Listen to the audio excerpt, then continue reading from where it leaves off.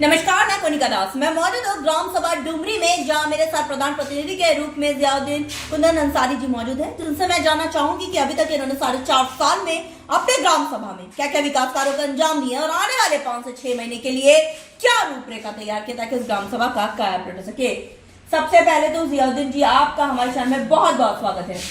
बहुत बहुत धन्यवाद आपका कि आप लोग हमारे गांव में हमारे गांव का विकास की जानकारी लेने के लिए आप आए। इसके बाद मैं आप लोगों को धन्यवाद देता हूं।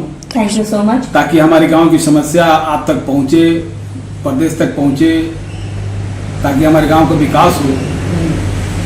आपने अभी तक 4.5 साल में आवास और शौचालय कितने आवंटित किए हैं? और आवास तो मेरे गांव में एक ही आएगा, जो नेटुआ बिरादरी की आवास आई थी, को हमने बनवा दिया। शौचालय 10-12 बना हुआ है। स्वच्छ भारत मिशन में आपकी क्या राय है? स्वच्छ भारत तो स्वस्थ भारत, स्वच्छता को लेकर आप अपने ग्राम सभा में क्या क्या काम करवा रहे हैं? और स्वच्छ भारत मिशन का जो काम अब 2-3 हुआ है, कंपोजी बना है और आरसी सेंटर बना है, कुछ सुख्ता बनवाया है, करीब 50 सुख्ता बनवाया है। जहाँ नाली की व्यवस्था नहीं थी, जो नई बस्ती बना हुआ है, वहाँ नाली नहीं था, तो मैं वहाँ पर हर घर के पास 2 लोगों को जोड़ कर, तो 3 लोग जोड़कर हमने वहाँ पर सुख्ता बनवा दिया, ताकि वो लोग पानी सोच रहे। कोटेदार लेखपाल से आप कितने संतुष्ट हैं? अनुमान कोटेदार लेखपाल से प्रधान लोग असंतुष्ट रहते हैं, तो आप कितने संतुष्ट हैं? मेरा कहना यह है कि जो लेखपाल हैं, चाहे कोटेदार हैं, कोई संतुष्ट रहता है, कोई संतुष्ट नहीं रहता है। हर आदमी से संतुष्ट नहीं हो पाता है, लेकिन कोशिश किया जाता है कि लेखपाल महोदय से और कोटेदार महोदय से कि उनसे मिलजुल कर गाँव को समस्या को हल किया जाता है। कोई बात होती है तो अभी तो ठीक चल रहा है, कोई बात नहीं है। आपका कोई ड्रीम प्रोजेक्ट बताइए, जो सपना, जो ग्राम सभा के लिए आप करना चाहते, जो कभी किसी प्रधान ने न किया, आप करना चाहते हैं? और मेरा सपना यही है कि एक 2002 में एक नाला बना था ब्लॉक के सामने से लेकर रामपुर चौराहा कुन्ना नाला तक, जो वो नाला बंद हो चुका है। मैंने उसको 2-3 बार जेसीबी तो कोड़ा कर कोड़ा है, लेकिन टंकी, पेट्रोल टंकी के पास नाला क्रॉसिंग नहीं हुई है। करीब लंबा 25-30 लाख रुपया का खर्चा है।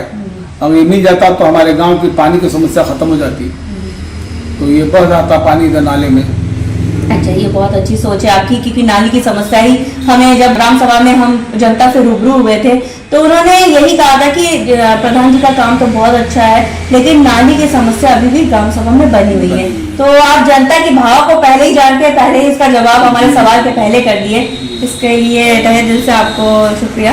और अच्छा, ये बताइए कि आपके यहाँ पे अगर मैं सरकार के 19 बिंदु पे बात करूं, तो 19 बिंदु पे आपने कितने काम किए, कितने बाकी? क्योंकि अभी तक बहुत से प्रधानों से मैंने जब ये सवाल किया, 19 बिंदु उनको पता नहीं 19 बिंदु है क्या।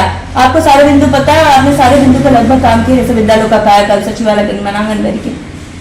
मैंने विद्यालय भी काम किया है, आंगनबाड़ी के भी काम किया है। विद्यालयों में प्राइमरी जो 1 से लेकर 5 तक था, उसमें मैं 3-4 क्लास में मैं टाइल्स लगवाया। एक नया आंगनबाड़ी बनवाया हूँ, और पुराने आंगनबाड़ी के लर्निंग लैब उस पर बाल पेंटिंग भी करवाया हमने। टंकी मोटर लगवाया है, वाटर कूलर भी लगा हुआ है। मिड डे मील वगैरह मिड डे भी हम खुद खिलाते हैं, अच्छे खाना खिलाते हैं।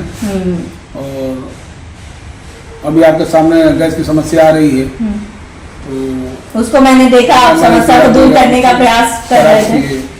लकड़ी भिजवाया हूँ, और इसको लिखित में जिलाधिकारी, पूर्ति अधिकारी को मैं लिख के दिया हूँ, ताकि हमारे स्कूल पे हर महीने 7 सिलेंडर दिया जाए, ताकि मैं ठीक से उसका खाना पकवा सकूं। सरकार से आप और क्या मदद चाहते हैं कि आपकी ग्राम सभा का विकास हो सके? राम जनमानस आप क्या कहना चाहेंगे कि इस बार आप चुनावी मैदान में किन किन रणनीति के साथ, इरादों के साथ और वादों के साथ उतर रहे हैं? हम अपने ग्रामवासी से मैं कोई वादा नहीं करूंगा। जो हमने विकास किया है 4 साल में, इससे मैं दुगना विकास करने का प्रयास करूंगा। और जो हमको सरकार अभी सुविधा दी है, और मैं यही कहूंगा कि सरकार अगले बार भी सरकार यही रहे, ताकि जो सुविधा हमको सब मिली है, अगले सरकार भारतीय जनता पार्टी की सरकार हो, उसमें सुविधा उसको बढ़िया मिलता है। बहुत आराम से सुविधा मिलता गया, काम करते गए, कोई परेशानी नहीं हुआ इस सरकार में। ये बहुत अच्छा लगा कि प्रधान होने के नाते अपने दायित्व को निभा कर रहे हैं और सरकार की योजनाओं की सराहना कर रहे हैं। ये एक अच्छी सोच है आपकी। अच्छा, एक सवाल हमारा आखिरी है कि बहुत से प्रधान निराश है जल मिशन कार्यक्रम से। उनका कहना है कि सरकार की योजना तो बहुत अच्छी है पर धरातल पर ये शून्य है, क्योंकि जिनको ठेकेदारों को टेंडर दिया गया है वो खोद के पूरे ये प्रधानों का सरदर्द हो चुका है। तो इस पर आपका क्या कहना है? हाँ, ये तो बात सही है। जैसे जल निगम वाला गांव में काम किए हैं लोग, मेरे ख्याल से 35% गांव में पानी आ रहा है और अभी 65% गांव में पानी जा ही नहीं रहा है, पहुंच ही नहीं रहा है। जो इन्होंने पाइप डाल जो सड़कें तोड़ी है, ये सड़क अभी भी नहीं बना पाए। इसकी सूचना मैंने जल निगम के ठेकेदार से भी मैं कहा और उच्च अधिकारी से भी मैं कहा कि मैं नोटिस तब दूंगा कि जब तक मेरे गांव की सड़क अगर बन नहीं जाएगी और घर घर पानी पहुंच नहीं जाएगा, तब तक मैं अपने ग्राम सभा से नोटिस लिख कर नहीं दूंगा।